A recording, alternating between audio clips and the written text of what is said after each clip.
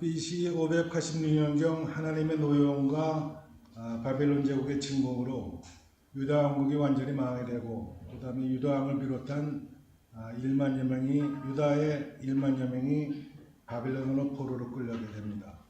다니엘은 1차에 끌려가고 에스겔은 2차에 가게 되는데, 에스겔이 포로로 온 지 5년째 되던 해 젊은 제사장 에스겔은 환상을 통하여 하나님의 부름을 받습니다.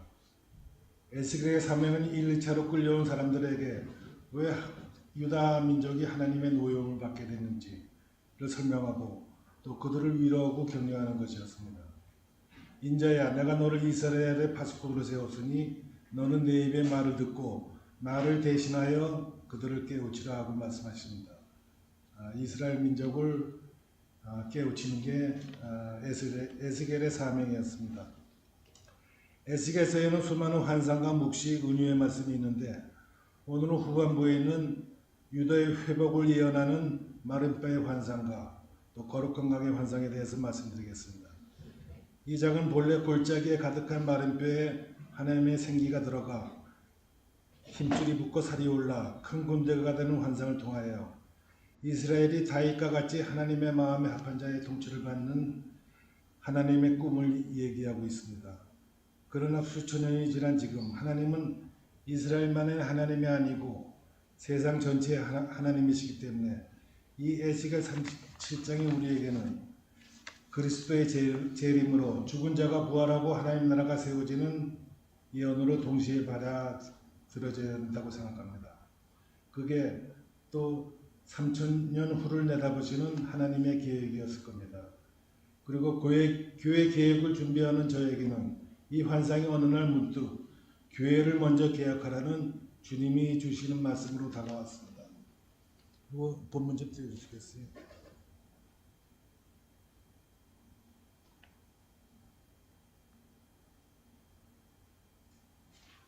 그 2절에 심히 마른 뼈가 나옵니다. 나는 그 뼈를 골짜기쯤에 뼈가 심이 많고 아주 말랐더라. 심이 마른 뼈는 건강하지 못한 교회, 병든 교회를 의미한다고 저는 생각했습니다. 2024년, 그러니까 작년 초에 제가 교회개혁 실천연대 신년총회에 한번 참석한 적이 있는데, 그때 회장을 지냈던 분이 강의하기에 앞서서 이런 말을 제가 들은 적이 있습니다. 그분이 교회개혁 실천연대가 지난 20여 년간 교회개혁에 매달려 나름 최선을 다했다고 생각하는, 나름 최선을 다했는데 아직까지 교회들이 변한 게 없다, 이렇게 그래서 자괴감을 느낀다, 이렇게 한탄을 한 걸 제가 들었습니다. 그래서 분위기가 숙연해진 적이 있는데, 그때 제가 느낀 감정이 교회개혁은 사람의 힘으로는 힘들구나, 하나님의 힘으로 해야 되는구나 하는 것을 느꼈습니다. 여호수아가 여리고성을 함락할 때 주님의 도우심으로 일곱째 날 여리고성을 일곱 바퀴를 돌면서 백성들이 한꺼번에 외쳐갖고 여리고성이 함락됐다는 고사가 생각났습니다.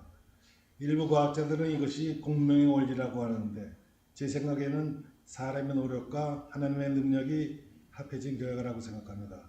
이와 같이 교회계획에는 하나님의 도우심이나 또 하나님이 도우신다는 강한 확신이 필요하다고 생각합니다. 제가 언덕교회 처음 나왔을 때 여러분하고 교회개혁을 같이 하러 왔다 하고 요 앞에 나와서 한번 말씀드린 적이 있습니다. 그러나 아직까지 제가 시작을 못한 이유는 하나님의 동행을 아직까지 담보할 수 없었기 때문입니다.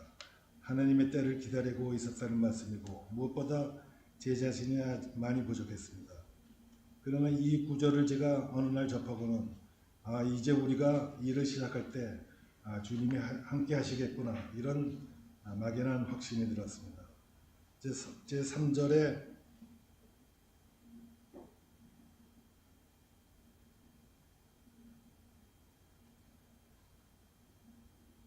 3절에 그가 내게 이르시되 인자야 이 뼈들이 능히 살 수 있겠느냐, 하나님이 물으시는데, 이 구절이 저에게는 인자야 한국의 교회들이 능히 다시 개혁할 수 있겠느냐 이런 말씀을 드렸습니다. 그래서 주께서 아시나이다. 제가 에스겔과 같이 주께서 아시나이다. 주님의 뜻이 교회 계획에 있으니 주님의 도우심으로 승리할 수 있다는 의미로 제게 드렸습니다. 먼저 교회 계획에는 대각성 회개운동이 불길처럼 일어나야 합니다. 옛날 평양 대보우 때 회개운동이 일어났다고 하는데 주님이 개입하신다는 것을 알려야 하고 또 기적과 성령의 역사가 있어야 할 것 같습니다. 마태복음에는 예수님이 광야에서 40일을 밤낮으로 금식하신 후 세상에 나오셔갖고 처음 선포하신 말씀이 회개하라 천국이 가까이 왔느니라 이런 말씀이었습니다. 이 말씀이 교회 계획을 시작하는 우리에게도 똑같이 필요하다고 생각합니다. 회개하라 천국이 가까이 왔느니라. 이 천국이 가까이 왔다는 말은 죽음은 회개가 불가능하니 살아있는 동안에 회개하라 천국이 가까이 왔느나 그때나 지금이나 동시에 우리에게 적용되는 말씀으로 알고 있습니다. 그 다음에 11절에 인자야 이 뼈들은 이스라엘의 온 족속이다. 이 말은 인자야 이 뼈들은 세상의 모든 교회이다. 그러니까 교회 계획이 영원히 불가능할 것처럼 여겨졌던 우리에게 이런 하나님의 말씀은 교회 계획이 가능하다. 하나님의 도우심으로 가능하다는 말씀을 저에게 드렸습니다. 저는 전에도 하나님의 중심이 이스라엘에서 한국으로 옮겨지고 있다고 말씀드린 적이 있습니다. 그래서 예수님이 재림하시는 것도 이스라엘이 아닌 다른 곳이라고 생각하고 있는데 어쩌면 그곳이 한국일지도 모른다고 생각하고 있습니다. 왜냐하면 우리나라도 옛날부터 메시아 사상이 있었기 때문입니다. 이 메시아 사상이 동양권에서는 이른바 도참설이라고 합니다. 차원이라고 그러고 중국에서 춘추 전국시대의 노나라의 공자가 일찍이 정치의 뜻이 있어 각국의 왕이나 제후들을 찾아다니며 그의 정치적인 사상을 펼쳤는데 그 당시에 중국 땅에는 이 차원, 즉 메시아 사상이 없어갖고 공자가 한탄했다는 고사가 있습니다. 그래서 나중에 공자는 다시 고향으로 돌아와서 제자들을 양성했는데 우리에게는 도선비결, 무학비결, 교감유로, 청두교 같은 비결과 경전이 있고 가까이로는 불교의 초대 종종을 지난 효범과 타노신 스님의 예언이 있어서 난세와 대재난으로부터 민족을 구원할 구원자 한 사람의 출현을 기다리고 있었습니다. 정작 예언하는 그들은 모르지만 저는 그들이 기다리는 이 구원자가 바로 다시 오실 예수님이라고 알았고 또 그렇게 믿고 있었습니다. 우리나라 특성상 불교의 고승들을 통해 예언이 내려왔습니다만 저는 일찍부터 불교를 포용해 왔습니다.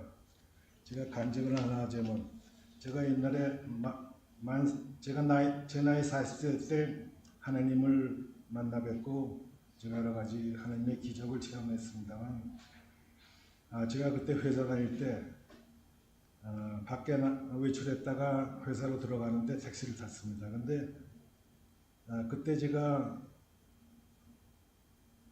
기독교에 심취했고 불교를 가볍게 여겼기 때문에 그 운전기사 앞에 불교의 묵주가 매달려 있었습니다. 이 차를 타기 싫어갖고 제가 내렸습니다. 그래갖고 또 택시를 불러서 탔는데 또 불교의 묵주가 기사 앞에 걸려 있었습니다. 그래서 또 내렸습니다. 또 내려갖고 이제 길을 건너서 다시 택시 탔는데 또 불교의 묵주가 걸려 있어갖고 그 다음에는 하나님이 저에게 불교를 무시하지 말라는 뜻이구나. 그래서 그때부터 제가 불교를 포용하기 시작했습니다. 불교는 깨달음의 종교입니다. 십계명의 나 위에 다른 신을 섬기지 말라 하셨지만 바알이나 아세라 목신 등의 퇴폐적이고 분기문란한 종교하고는 다릅니다. 석가모니는 자신을 신이라 하지 않고 석가집안의 깨달은 자, 깨달은 자란 말이 모니가 깨달은 자입니다. 깨달은 자라고 자기를 얘기했습니다. 기독교가 이제 배타적이지 않고 포용하는 종교가 되어야겠습니다. 창세기 18장 소돔과 고모라가 멸망하기 전에 하나님과 아브라함의 대화가 납니다. 의인 50명에서 시작하여서 나중엔 하나님이 아브라함에게 의인 10명만 있어도 자기가 소돔과 고모라를 멸망하지 않겠다고 했습니다. 근데 불교에는 산속 암작에서 무소유로 수행하는 고수들이 적어도 10명은 넘고 수십 명이 되는 걸로 알고 있습니다.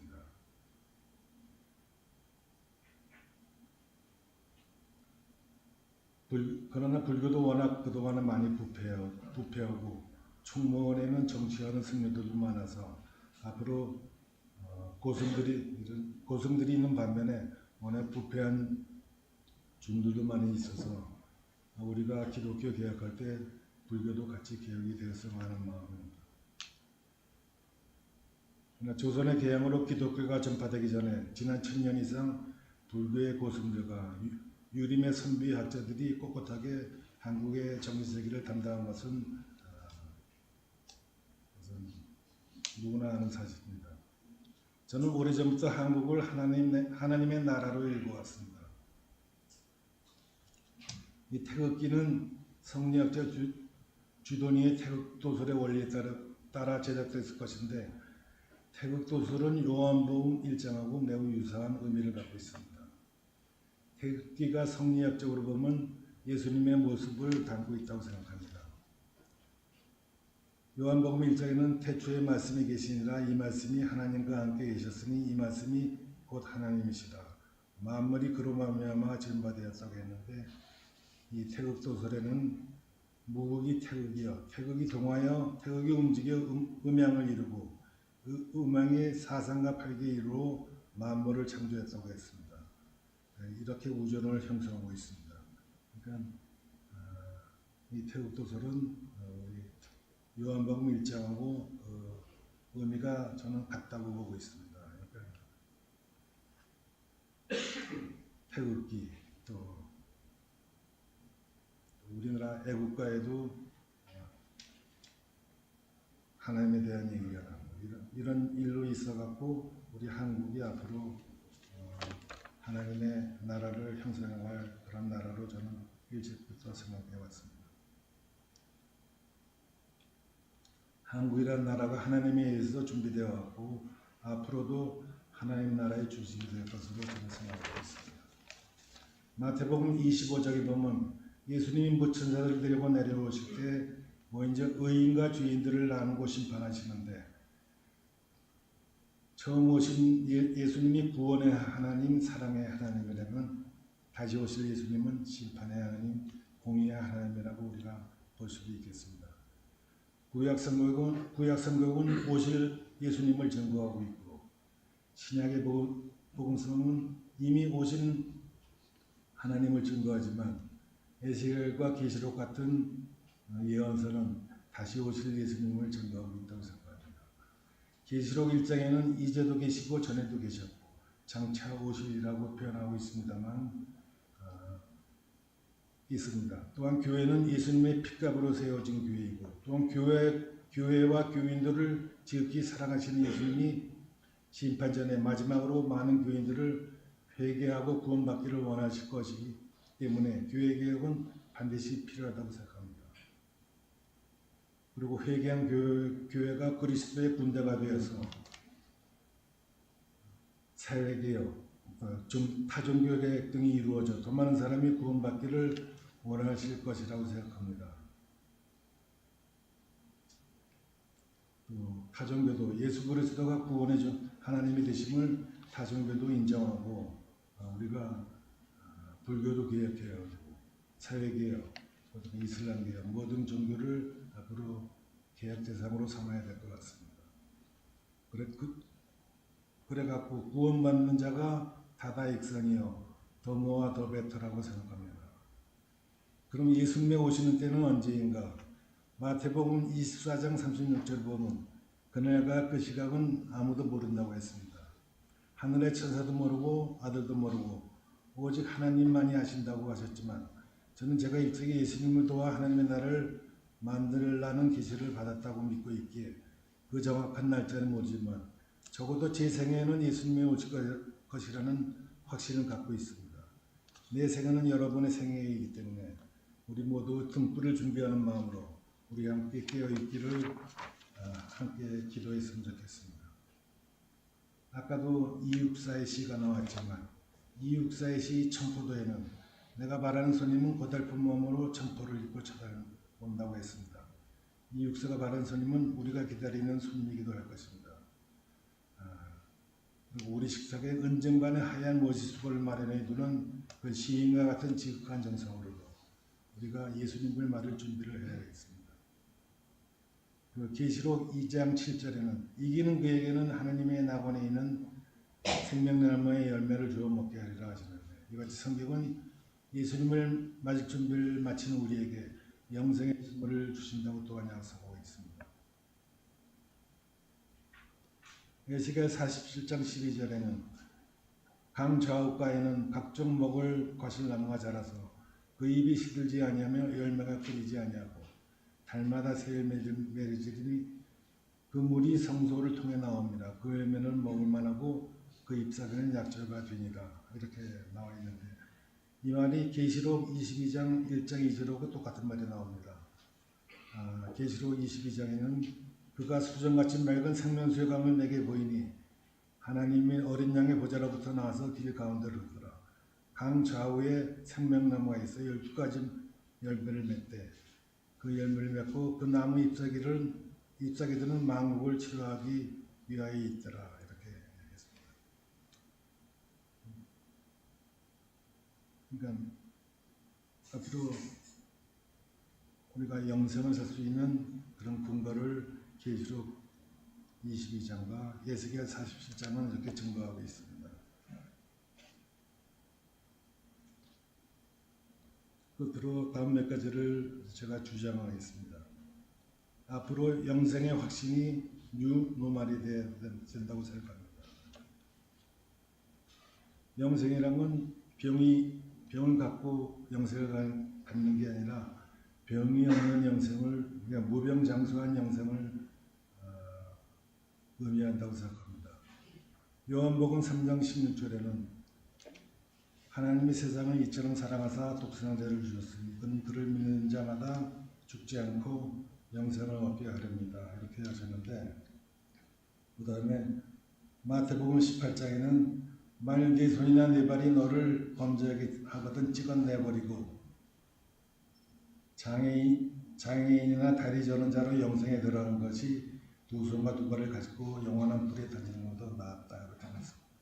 또 요한복음 17장은 영생은 곧 유일하신 참 하나님과 그가 보내신 자 예수 그리스도를 아는 것입니다. 이렇게 여러 가지가 나오고 있습니다. 그 외에도 이제 영생을 얘기하는 성경 말씀 많은데,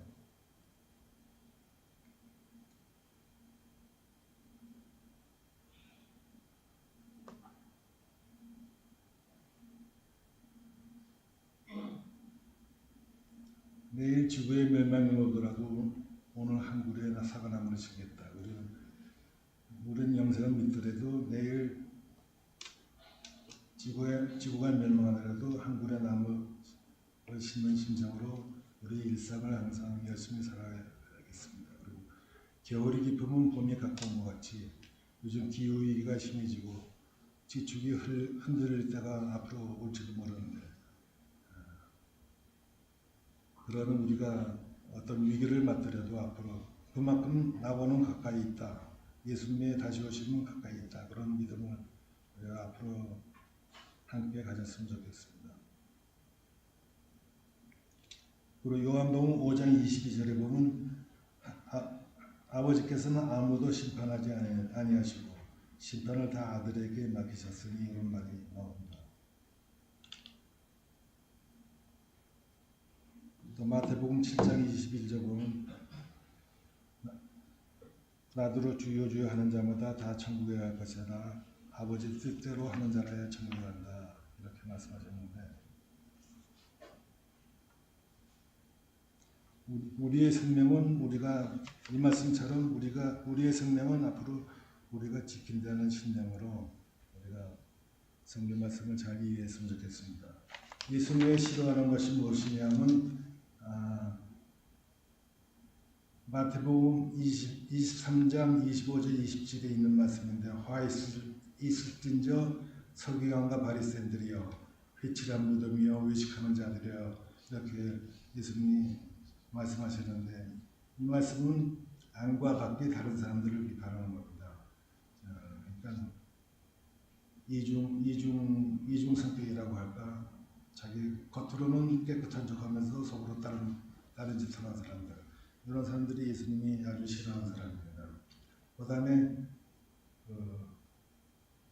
요한복음 2장 16절, 마태복음 21절, 그다음에 누가복음 19장 이렇게 보면 예수님이 성전에 들어가서 장사하는 사람들을 내치는 장면이 나옵니다. 이와 같이 내 아버지의 집으로 장사하는 집을 만들지 말라. 그러니까 하나님의 거룩함을 훼손하고 물질주의에 빠진 그런 세대들을 예수님이 싫어하시니까 그런 것들을 우리가 앞으로 경계해야겠습니다. 또 산상수훈이 우리에게 지키기 힘든 말씀 같지만 산상수훈은 결과가 중요한 게 아니라 그 과정이 중요하다고 생각합니다. 하나님은 우리의 중심을 보시기 때문에 베드로가 예수님께 어떻게 용서를 받습니까? 7번 죄인을 7번 용서하면 용서를 받습니까? 이렇게 물어볼 때 예수님은 7번씩 70번을 용서하라 이렇게 했는데 이것은 상당히 힘든 일입니다. 그러나 그 결과를 보시는 게 아니라 예수님은 그 과정을 보실 거라고 생각합니다. 그러니까 하나님은 항상 우리의 중심을 보신다고 생각하고 또 예수님이 다른 절에서는 수고하고 무거운 짐진 자들아 다 내게로 오라 내가 너희를 쉬게 하리니 이는 내 멍에는 쉽고 내 짐은 가벼움이라 이렇게 했어요. 예수님의 멍에는 쉽고 예수님이 우리한테 요구하는 것은 가볍습니다. 그러니까 우리가 예수님의 말씀을 지키려고 항상 노력하면 우리가 구원받는 데는 아무 지장이 없다고 생각합니다. 자, 이 말씀 이상 끝내고 기도하겠습니다. 하나님 아버지, 오늘 에스겔서 마른뼈의 환상을 통하여 교회 개혁을 원하시는 주님의 뜻을 함께 나누었습니다. 또 이기는 자에게는 영생을 주신다는 주님의 약속도 함께 살펴봤습니다. 쉽지 않은 힘든 일입니다.